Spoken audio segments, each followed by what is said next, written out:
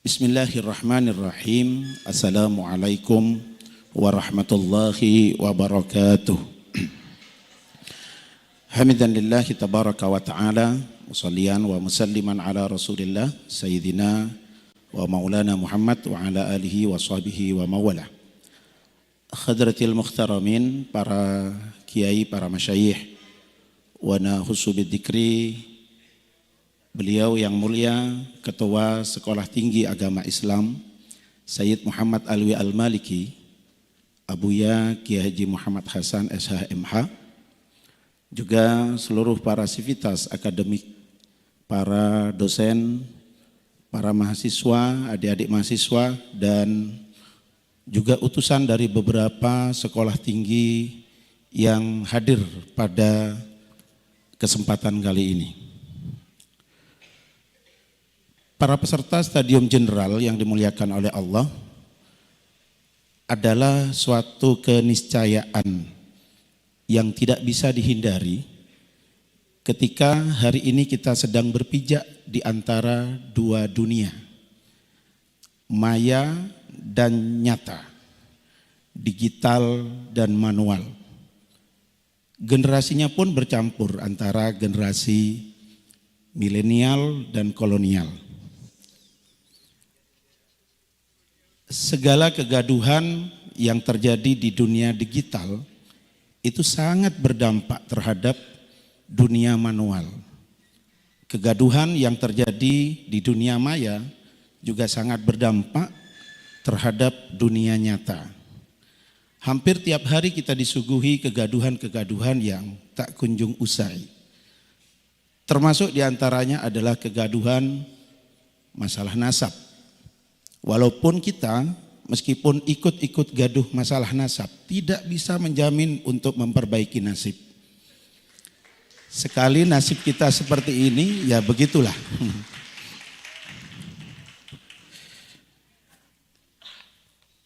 Kegaduhan tentang autentikasi nasab Ba'alawi. Kalau yang nasib ini yang non Ba'alawi kayaknya ya. Ini semakin memuncak seperti gunung salju. Diawali dengan beberapa narasi-narasi yang sifatnya rasis dan seterusnya.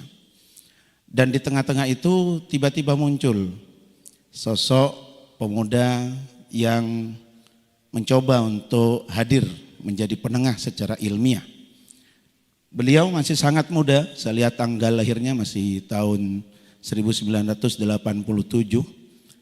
tetapi mulai lancang untuk membahas tentang manusia abad ketiga Hijriah.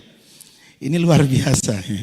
Kita yang lahir di sebelum tahun 80 belum berani untuk merambah dunia abad ketiga Hijriah. Tapi beliau sudah berani, luar biasa. Allahumma shalli ala Muhammad. Nama yang viral adalah Rumail Abbas. Saya jadi baru tahu bahwa namanya bukan seperti itu. Namanya adalah seperti yang beliau bela ketika orang mempertanyakan putra Ahmad bin Isa al-Muhajir, apakah ada yang bernama Ubaidillah? Ternyata di situ ada Abdullah yang ditasghir menjadi Ubaidillah. Lah ternyata Gus Rumail ini aslinya juga Ramli ya. Ditasghir menjadi Rumail ya. Padahal Ramli itu sudah kerikil. Kalau ditasghir lagi ini menjadi serpihan debu sepertinya ya. Insyaallah. Allahumma shalli ala Muhammad. Gus Rumail Abbas, kita yang terbiasa berselancar di dunia maya tidak asing dengan beliau. Dulu waktu masih belum ada WA, ada komunitas namanya Terong Gosong. Kalau bahasa Bondowosonya terong poton itu ya. Yang waktu itu presidennya sampai hari ini adalah Gus Yahya Sakuf. Dan beliau adalah sekretaris umum waktu itu. Kemudian beliau ternyata juga aktif di Gus Durian. Juga beliau asli dari Jepara. Kabarnya baru kali ini beliau menginjakkan kaki di Bondowoso. Sehingga 1 pekan sebelum beliau ke Bondowoso, statusnya sudah viral bahwa beliau akan menginjakkan kaki di Bondowoso dan sudah kurang 1 minggu membayangkan seperti apa nikmatnya tape Bondowoso. Alhamdulillah kemarin kita sambut di stasiun tidak disuguhi apa-apa kecuali tape Bondowoso. Semoga tidak kembung perutnya. Kemudian beliau juga hari ini mengopeni akun pamitnya ngantor ya, pamitnya ngantor, dan akun YouTube itu yang fokus untuk membahas tentang autentikasi nasab Ba'alawi secara ilmiah, Sudah beberapa episode yang beliau tampilkan dan luar biasa sambutan masyarakat. Baik sambutan dari pendukung ataupun sambitan dari para yang tidak mendukung.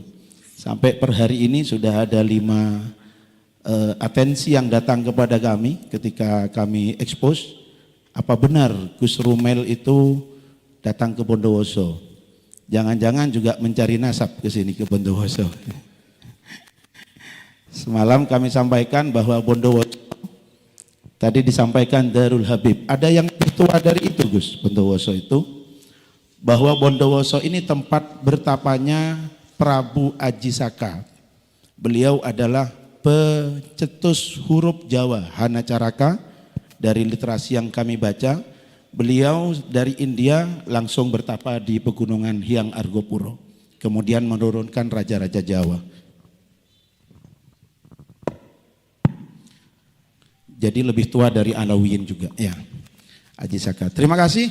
Selanjutnya saya beri waktu sepenuhnya kepada Gus Rumel untuk membahas tentang ada apa di balik kegaduhan autentikasi nasab Ba'alawi ini. Kemudian bagaimana cara kita mengidentifikasi keautentikan daripada suatu nasab. Apakah cerita tutur itu cukup sebagai bukti bahwa seseorang ini adalah keturunan si fulan, ataupun membutuhkan instrumen-instrumen lain untuk meyakinkan bahwa seseorang itu adalah keturunan si fulan. Dan sejauh mana data-data primer, data-data sekunder yang sudah didapat oleh Gus Rumel ini di dalam melacak keautentikan nasab Ba'alawi. Dan yang terakhir, apakah Rumel ini juga merupakan proklamasi bahwa dia juga Ba'alawi sebagaimana Ubaidillah. Saya beri waktu kepada Gus Rumel. Allahumma shalli ala Muhammad.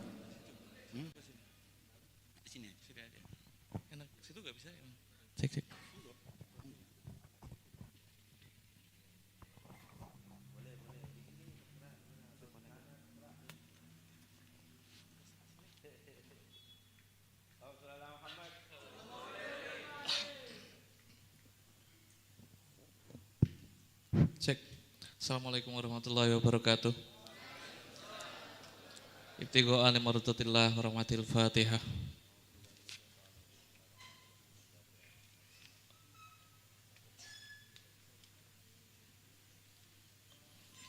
Alhamdulillah, saya ingin ketua. Alhamdulillah, sholatan wassalamu daimani ala Rasulillah.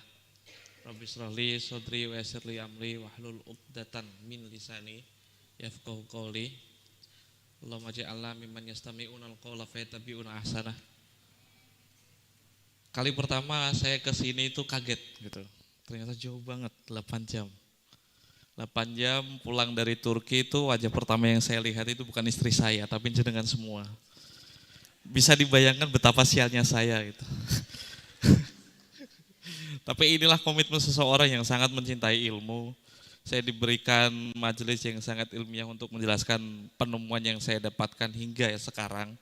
Memang belum banyak yang bisa saya sampaikan karena saya tidak akan berbicara ketika data itu belum valid ya, belum direstorasi.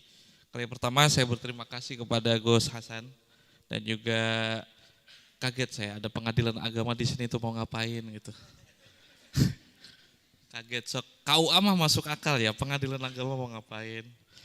Perwakilan dari MUI juga tadi ada Kementerian Agama, dari sahabat Ansor, mahasiswa dari STI Al-Maliki, mahasiswi juga, dan beberapa kampus lain juga ya. Gitu. Saya minta tolong presentasinya gimana ini? Apakah tidak ada presentasinya? Proyektornya nggak ada. Sudah saya serahkan. Bisa ditayangkan ini Mas Samsul? Bisa, tolong ditayangkan. Saya pengen biar bicara ini tidak monolog, saya senang sekali dialog. Semoga ini tidak di live dulu karena khawatir kena UU ITE. Saya tuh berupaya untuk mendialogkan ini kepada Kiai Imad itu sampai 2 kali. 2 kali itu yang paling pertama ketika ada tawaran dari Habib Umar Asakov dari Palu kalau nggak salah itu untuk dialog, beliau kan tidak berkenan karena dia itu mau jika ada debat harus ada wasit yang fair gitu, harus ada satu orang pakar yang bisa menengahi antara beliau berdua. Akhirnya Kiai Imad tidak berkenan. Saya insya Allah hadir pas waktu itu, ya Kiai Imad sendiri yang memberikan badal, yaitu Kiai Khotimi, Ketua PWNU Banten kalau nggak salah itu sebagai perwakilan. Dialog kedua pas waktu saya ke Jakarta itu saya berusaha untuk menemui beliau untuk soal untuk mendialogkan langsung gitu. Rasanya kan kurang greget ya, debat kok di medsos atau di YouTube kan kayaknya gimana gitu. Pengen saya sampaikan langsung kepada Kiai Imad, akhirnya ada uzur juga. Mas Gus Hanif, penyambung saya untuk ketemu Kiai Imad itu kecelakaan, akhirnya nggak bisa ketemu. Tapi sekadar menunggu ini aja, proyektornya nyala, ini saya kasih prolog.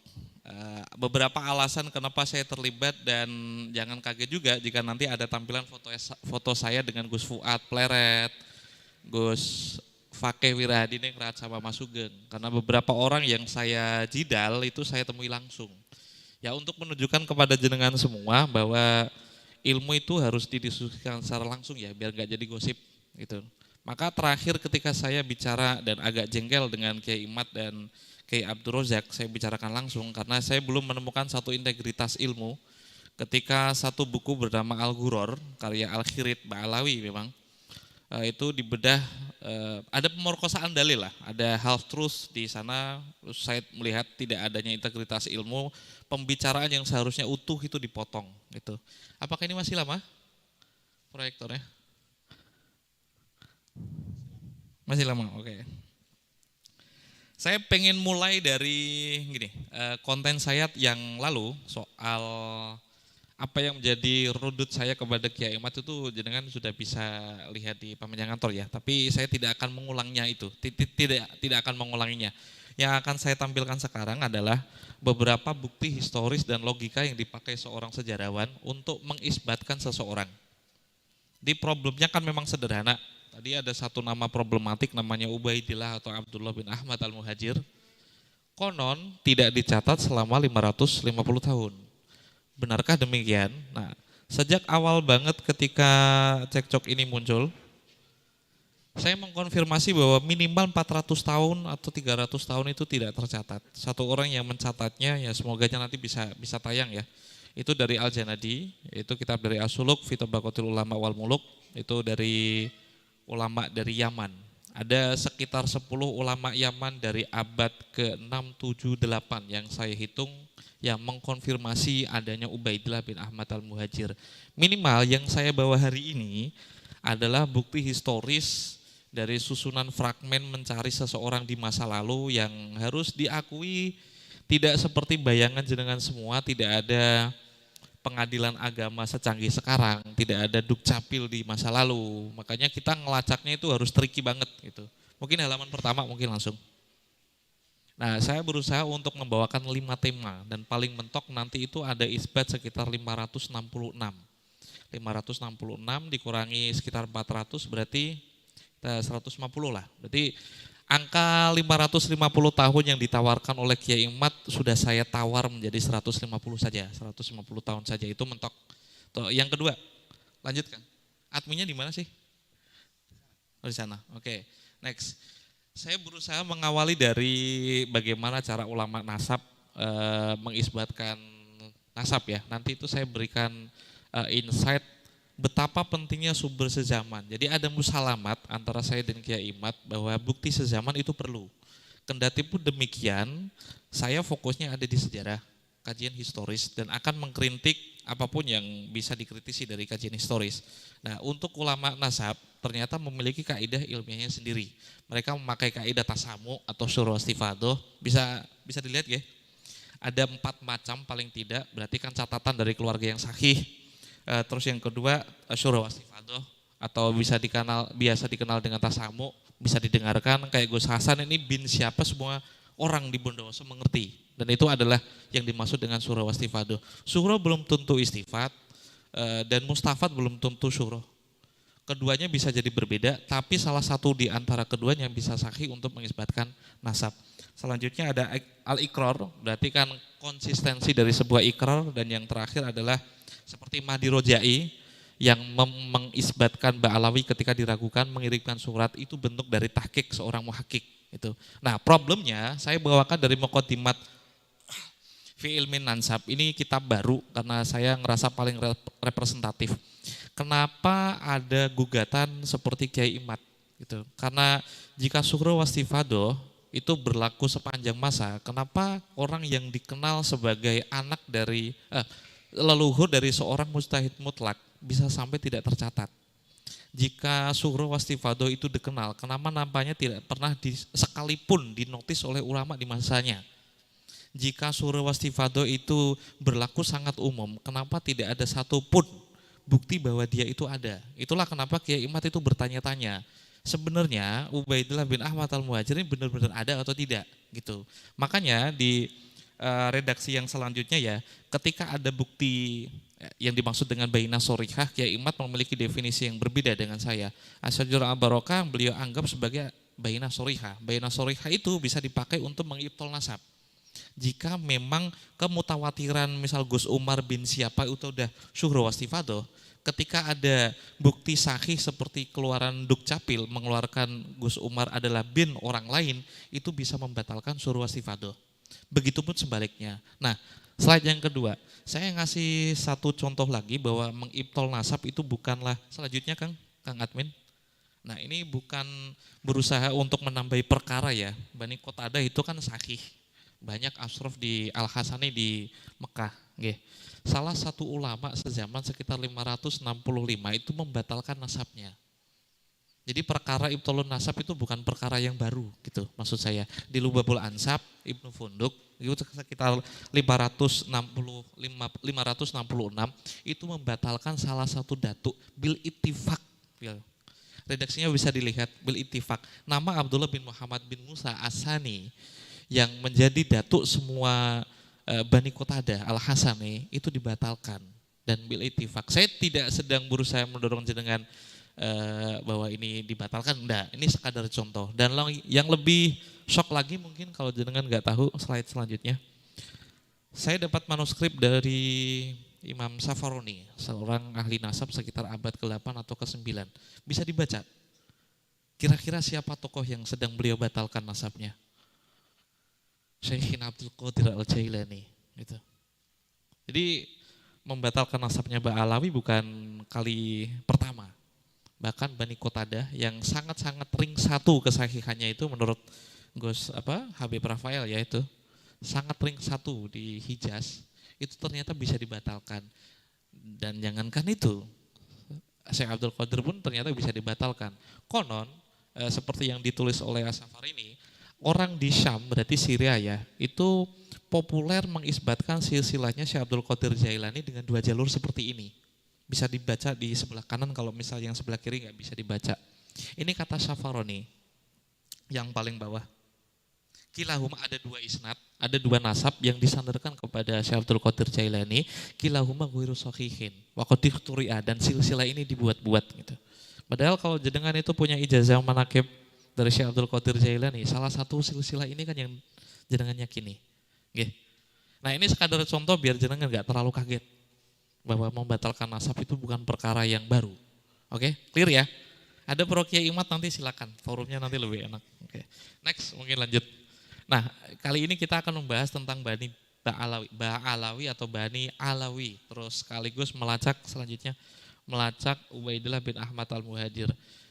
Pokok pertama Kiai Imad membatalkan nasabnya Kiai Ba'alawi atau Ubaidillah itu berangkat dari kitab yang namanya An-Nafah al-Ambariyah. Gitu. Kenapa? Selanjutnya mungkin karena Abu Alawi di kitab itu yang diproduksi sekitar tahun 880 menyebutkan kalau Abu Alawi adalah min nasli Bajadid. Jadi ada sebuah redaksi sekitar tahun 880 dari kitab seorang ahli nasab namanya An-Nafah Al-Ambariyah menyebutkan kalau yang disebut dengan Abu Alawi, leluhurnya Bani Alawi sekarang, itu ternyata hasil cangkokan kepada Ali Bajadid yang sudah terkonfirmasi sebagai syarif. Karena ada redaksi seperti ini. Nah, jika ini langsung dipercaya dan tidak melakukan kritik sumber terlebih dahulu, makanya kita akan memerlukan sumber sezaman untuk mengkonfirmasi. Betul? Kita lanjutkan. Saya memakai audio ulami dari As-Sakhawi. Itu sekitar tahun beliau berarti mendapati abad ke-9 dan ke-10, sezaman dengan An-Nafah Al-Ambariyah. Ini ada satu redaksi ketika As-Sakhawi menemui seseorang masyayikh dari Hadramaut bernama Abdul Kabir. Abdul Kabir ini datang ke Mekah dan menemui Sakhawi memberikan kabar. Dia itu hidup sekitar tahun abad ke-6 dan menemukan sekitar 4 orang Abu Alawi. Salah satunya adalah yang paling bawah, Abdurrahman Asyarif, Abi Bakar ini ayahnya dari Ali As-Sakran, Mu'alliful Burqatul Musiqah, terus Umar Al-Mukhdar, Abi Hasan, itu semuanya disebut dengan Abu Alawi. Nah, ada satu kontradiksi ketika An-Nafah Al-Ambariyah mengatakan Abu Alawi adalah anak dari Bajadid. Kenapa rekomendasi atau informasi dari As-Sakhawi mengatakan bahwa Abu Alawi diberikan kepada julukannya kepada 4 orang yang dia temui dari Abdul Kabir. Jadi ada informasi bernama Abdul Kabir, dia datang ke Mekah. Sakhawi itu kan penduduk Mekah waktu itu, menulis kitab Dawu Ulame, dia menginformasikan Abdul Kabir itu seorang ulama Yaman datang kepada saya memberikan informasi bahwa di Yaman itu ada 4 orang yang disebut dengan Aba Alawi. 4 orang itu seperti yang disebutkan. Next. Nah, selanjutnya ini kitab yang tidak dimiliki oleh Kiai Imad, saya dapat itu masih anget ini. Makanya belum saya restorasi. Ini sekitar tahun 855. Ini kitab sezaman dengan An-Nafah Al-Ambariyah. Untuk memastikan bahwa sumber sezaman itu penting mengkonfirmasi hal ini. Jika benar Abu Alawi adalah orang yang menjadi keturunan dari Bajadid, adakah yang bisa menjelaskan sebaliknya? Ternyata ada. Satu tadi dari Sakhawi ya, dari Audio Ulami. Terus saya bawakan kitab yang belum direstorasi sama sekali bernama Jahurus Safaf. Itu sekitar 855. Nah, ketika Kiai Imad mengatakan Abdullah bernama Ubaidillah, di Tasgir itu dimulai dari Sayyid Ali As-Sakran, pemilik Al-Burqatul Musiqah. Kitab ini ditulis pada sekitar tahun 820. Ali As-Sakran itu lahir 818. Jadi ketika kitab ini ditulis, orang yang dianggap Kiai Imad memulai nama Ubaidillah sebagai pencangkokan kepada Bajadid masih berumur 2 tahun. Gitu. Jadi ini kitab paling awal yang bisa membatalkan teori bahwa Ubaidillah itu dimulai oleh Ali As-Sakran. Nah, informasinya seperti ini.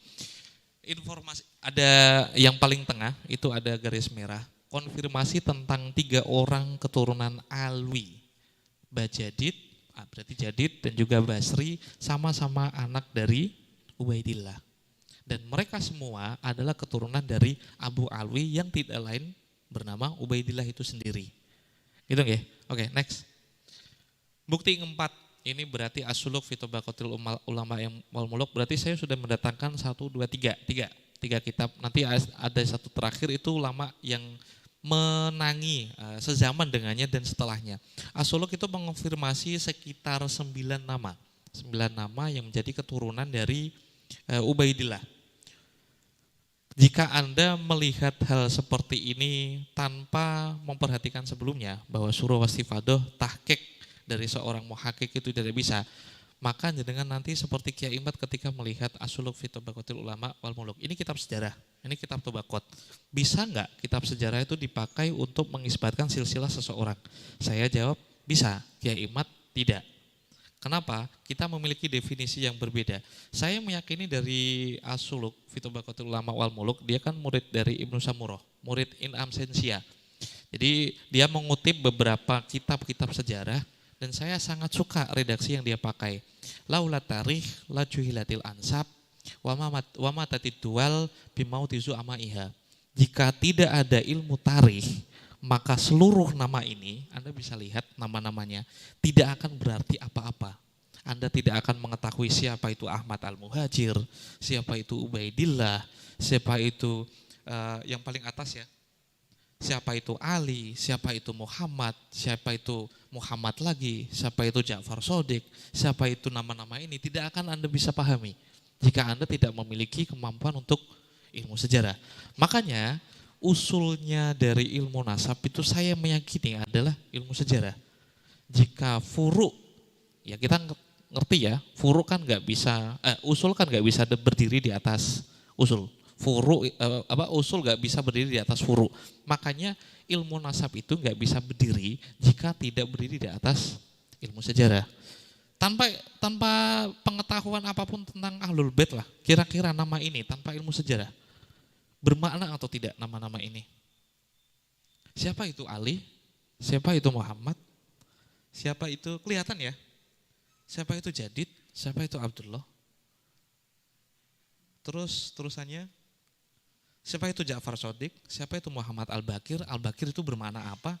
Jika tidak memiliki kemampuan tentang sejarah, ini tidak akan berarti apa-apa. Nah, bedanya Kiai Imad dengan saya itu, beliau hanya kolot memakai kitab nasab. Sementara Al-Janadi sendiri itu memakai ilmu sejarah. Dan ini buku tentang Tobaqot, sejarah. Nah, bisakah dipakai? Sangat bisa. Karena saya mendapati beberapa kitab nasab seperti Al-Ubaidili memakai kitab-kitab sejarah untuk sebagai landasan. Tanpa kitab sejarah kita tidak akan tahu siapa itu orang yang disematkan dengan Al-Bakir. Kenapa sampai Musa Al-Kazim itu definisi tentang kisahnya, dia punya anak berapa, mungkin dituliskan dalam kitab nasab. Tapi tanpa ilmu sejarah, nama itu tidak akan bermakna. Nah, untuk membahas dan membalas apakah informasi Abu Alwi tadi adalah anak atau keturunan Minas Liba Jadid, benar atau tidak, saya pakai yang paling nomor 3 berarti adalah Asuluk fi Tabaqatil Ulama wal Muluk. Nah, kitab ini paling tua, lebih tua dari An-Nafakh Al-Ambariyah. Dia menjelaskan secara sharih bahwa Ali adalah Bajadid. Sementara 7 nama dari Ba'alawi adalah saudara yang lain. Next mungkin. Nah, belum saya tandai, tapi yang ini adalah 7 nama dari Ba'alawi. Jadi konfirmasi buku sezaman itu bisa membantah An-Nafakh Al-Ambariyah yang dipakai oleh Kiai Imad ketika beliau mengatakan bahwa Ba'alawi di abad ke-9 itu mencangkokkan namanya ke Bajadid. Jadi konon menurut klaimnya Ba'alawi itu Imam Ubaidillah punya anak 3, yaitu Alwi, Jadid, dan Basri. Dan Kiai Imad mengira dan menuduh juga bahwa Ba'alawi, nama Alwi itu dicangkokkan kepada Jadid. Jadid itu pun hasil dari cangkokan karena muncul baru pada abad ke-8, yaitu dari kitab As-Suluk. Oke, next. Nah, ini kitab tadi 3 kitab sezaman sudah membantah dengan sangat sharih ya bahwa Abu Alwi bukanlah keturunan dari Bajadid. Nah, kebetulan saya menemukan manuskrip dan ini sedang direstorasi. Ternyata ada saktun nasakh, Jadi zaman dulu itu tidak ada penerbit. Orang-orang itu menuliskan kitabnya itu dikasih ke rentalan orang-orang. Misal Gus Umar punya profesi sebagai seorang nusakh, penulis kitab. Ya, dia dibayar untuk melakukan itu. Nah, kadangkali yang menasakh itu, yang menyalin kitab, yang menjadi nusakhnya itu kadangkali keliru menulis. Makanya dalam dunia sumber primer itu sangat penting biar jenengan tahu apa yang dimaksud, apa yang sedang ditulis oleh seorang mu'alif di kitabnya. Kadangkali kita tidak menemukan kebenarannya hanya lewat kitab versi modern, perlu muhakik juga, perlu kitab asli juga. Nah, di An-Nafakh Al-Ambariyah yang diproduksi sekitar 880 itu, kelak nanti saya akan unggah dan saya akan buktikan ketika informasi Abu Alwi adalah keturunan dari Bajadid, itu adalah kekeliruan dari seorang penasakh kitab. Jadi seorang pegawai yang menulis kitab itu loh, terus dikasihkan ke orang-orang. Kalau sekarang kan main enak ya, fotokopi, bisa dicetak 1000 eksemplar udah jadi. Dulu itu enggak, biasanya kitab ini ditulis oleh seseorang, dibayar, diberikan kepada orang lain, diberikan kepada orang lain, diberikan kepada orang lain. Di belakang sampulnya dikasihkan isnad. Saya mendapatkan ijazah kitab ini dari si Fulan, Kiai Fulan dari ini tahun ini. Nah, dari sanalah saya bisa menemukan Bajadid dan Ba'alawi dari bukti-bukti material.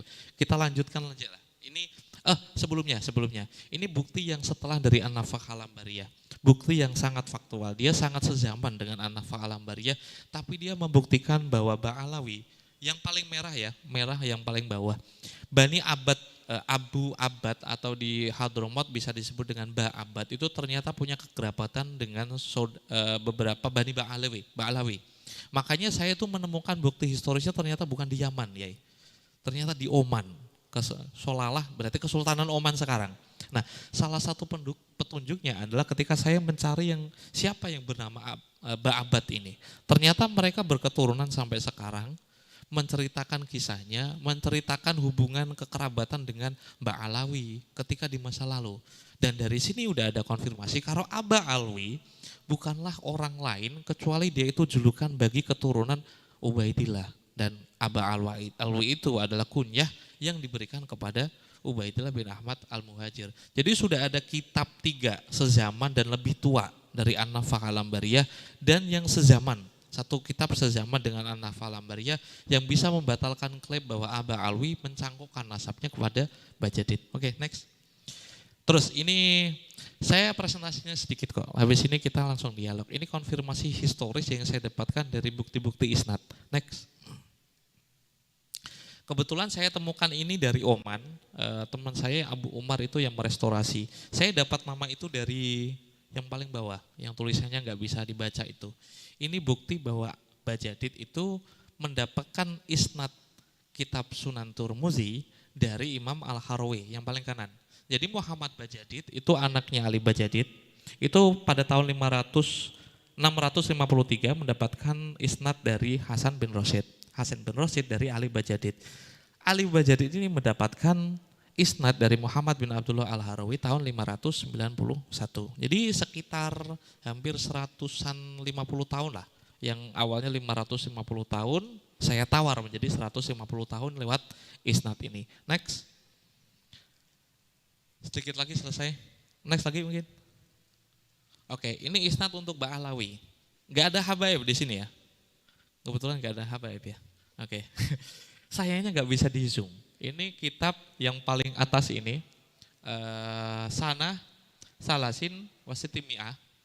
Berarti sekitar tahun 690. Bisa di zoom gak sih? Gak bisa ya. Jadi, sip. Tolong di bold mungkin, ini bentuk isnad seseorang di masa lalu. Jadi setelah saya belajar tentang manuskrip sekarang, akhirnya saya sangat menghormati kesarjanaan itu. Jadi ilmu yang sampai kepada kita ternyata melewati pundak-pundak seorang intelektual seperti ini. Jadi yang paling atas itu Sami Ajami Ahadzal Majlat Ar-Rabi'ah, berarti kitab As-Sunan Turmudi. Ada seseorang menghatamkan kitab ini kepada seorang kiai. Fokuskan kepada tahunnya ya. Dia mengijazahkan, dia mendapat ijazah itu sekitar 697. Di bawahnya itu ada silsilah dari isnad. Sunan Turmudi yang sampai kepada saya ternyata isnadnya dari abah saya, dari sini, dari Mbah Mun, dari Mbah Zubair, dari sini. Seperti inilah yang dituliskan ulama di masa lalu. Dan dari sini saya temukan nama Asyarif Al-Alama Abi Abdillah Muhammad bin Abdurrahman bin Alwi bin Muhammad Al-Faqihil Muqaddam. Ba'alawi dituliskan di sini salah satu cucunya dari Faqihil Muqaddam. Cucu dari Ali Khalid Qosam ternyata belajar Sunan Tirmidzi dari seseorang di masa lalu menjadi mujiz yang ketiga. Dan ini manuskrip sebuah isnad tahun 697. Kira-kira dapat di tahun berapa? Nah ini bisa dikonfirmasi lewat sumber sezaman. Dengan cara ini ketika saya komparasi dengan Al-Muqibun karya Mahdi Rojai, tepat disinilah saya bisa menemukan ini loh cucunya Faqihil Muqaddam ternyata mendapatkan isnad Sunan Tirmidzi dari seorang kiai. Ini yang saya maksud dengan bukti material. Next ini yang paling terakhir kayaknya. Dan ini yang paling unik ini. Waktu terakhir, ini yang Masjid Alawi. Setelah ini mungkin. Kiai Mat itu kan sebelumnya menginsinuasi penemuan saya tentang Masjid Ubaidillah. Masjid Alawi. Nah itu masjid baru itu. Direstorasi baru abad ke-9. Saya buktikan itu keliru. Yang bawah ini kayaknya kan. Ini ada isnad, seseorang mendapatkan isnad di tahun, bisa di zoom mungkin? Oke, yang merah. Bawain lagi, drop. Apa ya, bawah. Oh iya, sorry, ini. Ini sekitar tahun ada keterangan, sorry. Oh iya, pada 500, yang paling kiri Pol, ada seseorang mendapatkan ijazah pada tahun 566. Di mana dia mendapatkan ijazah? Di suatu masjid bernama Masjid Asy-Syarif di Aden. Di sebuah masjid yang terletak di Aden, Yaman, dan disebut dengan Masjid Asy-Syarif. Nah, petunjuk ini saya itu agak aneh awalnya. Kenapa seseorang bisa disebut syarif di masa lalu? Kenapa bisa disebut Husaini seperti Mbak Alawi tadi ya, cucunya Fakil Muqaddam? Kenapa kok harus ada, mungkin saya bisa masuk akal itu disebut dengan guru. Kenapa ada yang membedakan dengan memakai kata syarif? Ini yang terakhir. Jadi, ini berarti sekitar tahun 566 ada seseorang mendapatkan ijazah. Ini sekadar membuktikan bahwa ada Masjid Alawi di masa lalu. Sekitar 566. Kalau dikurangi 400, berarti Alwi itu sekitar tahun 400, 566 berarti kan 160 ya. Jejaknya kan masih bisa dicari. Itu sekitar kalau saya masih bisa mendapati adanya canggah. Canggah itu berarti yang keempat. 1, 2, 3, 4. 4 ya? 4. Ini masih bisa dipersempit lagi. Ini bukti yang paling sezaman ketika tahun 566 ada seseorang mendapatkan ijazah dan disebutkan masjidnya di mana. Nah, soal Asy-Syarif Al-Husaini diteruskan, ini yang paling terakhir, halaman yang terakhir. Sepakat ya, hukumul hakim yarfa'ul khilaf ya. Ketika hakim itu memutuskan sebuah istilah, ya tidak ada istilah yang lain. Ini kitab dari Turfatul Ashab, karya Umar bin Yusuf dari Bani Rasul. Yaman waktu itu kan dikuasai oleh Bani Rasuli, yang konon Sunni dan memiliki kompetisi teologis dengan Syiah. Nah, kiranya saya ingin bertanya, ketika ada konflik teologis di masa lalu, sebuah kesultanan Sunni, dia pasti mengerti dong yang namanya Syiah itu sedang mencari yang namanya Imam Mahdi sama Imamah. Kira-kira bakal mewaspadai seseorang yang menjadi keturunan Imam Ali dari Jalul Husain atau enggak? Saya ini pernah di video, mungkin ini saya ulang lagi untuk melogikakan. Dulu ketika ada perang antara Belanda sama Indonesia, misal di Bondowoso, informasi dari Bondowoso mengatakan kalau pasukan dari Jawa itu sekitar 10.000 orang. Tapi informasi dari Belanda mengatakan pasukan dari Bondowoso itu 1.000 orang. Kira-kira manakah yang paling benar dari informasi itu? Dari Belanda. Aduan akilon, waduh, dalil. Maksudnya informasi dari musuh itu terindikasi yang paling akurat. Maksud saya mengantarkan kitab ini kitab yang paling sunni dimiliki oleh seorang sultan ketika di sana banyak Alawin, yang paling bisa dicari oleh orang-orang Syiah untuk menjadi imamnya adalah keturunan Imam Ali. Kira-kira bakal waspada atau tidak? Pertama, itu pasti waspada. Kewaspadaan itu kadangkali diciptakan dalam bentuk label. Logika yang paling sederhana itu, panggilan Pak Haji sama Bu Haji di zaman sekarang mungkin menjadi privilege. Tapi ketika Anda belajar sejarah, ternyata itu dipakai oleh Belanda untuk mengidentifikasi siapa orang yang keluar negeri dan kiranya mendapatkan ide-ide tentang pembebasan, tentang resistensi, tentang perjuangan, tentang kemerdekaan. Jenengan mungkin bisa bangga memiliki label haji sebagai haji, tapi kita hidup di masa lalu, itu tanda yang bisa dimiliki oleh Anda yang bakal diawasi oleh Belanda. Kalau ada ide-ide tentang pembebasan, Pak Haji ini nih pasti. Karena tidak mungkin orang yang berada di Pecinan, di Pekojan, terus di Kampung Jawa, itu akan bicara tentang kemerdekaan karena dia tidak pernah belajar tentang itu. Dari mana dia belajar tentang kemerdekaan? Pasti dari luar. Nah, Asy-Syarif Al-Husaini dari identifikasi seorang sultan itu, I'lam Anna Syarifah, syarif itu saya pakai untuk menyebutkan dua tok. Jadi ada dua syarif di zaman itu. Ini sultan yang ngomong, bukan saya. Kalau dengar kata Raden itu pasti dipakai untuk kesultanan. Pokoknya keraton lah ya, keraton. Tadi di belakang ada Raden itu berarti gelar atribusi untuk keturunan ningrat di Jawa. Asyarif ini dipakai di dinasti Rasuli untuk mengidentifikasi dua hal saja.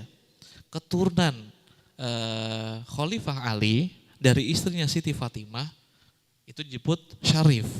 Ketika jalur dari Sayyid Hasan Al-Hasani, ketika dari jalur Husain disebut Husaini. Kenapa ini tidak pernah dipikirkan oleh seseorang yang mau meneliti isbat nasab dari sudut pandang historis? Padahal ini semua kan petunjuk gitu. Seorang sejarawan atau detektif itu tidak akan meninggalkan dan tidak akan melupakan hal ini. Ternyata ada Masjid Asy-Syarif bi Aden, itu ternyata bisa dilacak. Waktu itu yang disebut Syarif adalah seperti ini. Jadi ini adalah konfirmasi bukti historis yang paling mentok ketika Kiai Imad mengatakan 550 tahun, sudah saya tawar menjadi 150 tahun. Terima kasih, cukup sekian dari saya. Assalamualaikum warahmatullahi wabarakatuh.